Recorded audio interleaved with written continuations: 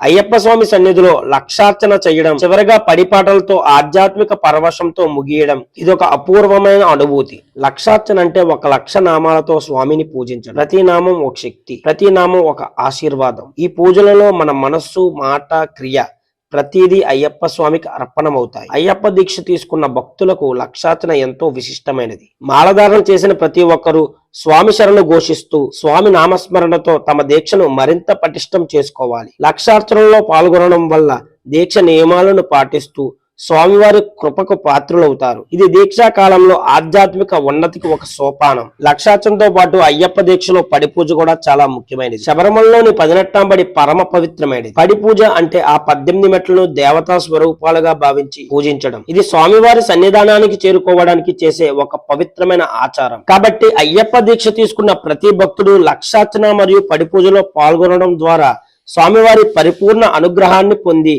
తమ జీవితాన్ని ధన్యం చేసుకోవాలని కోరుకుంటూ స్వామియే శరణమయ్యప్ప.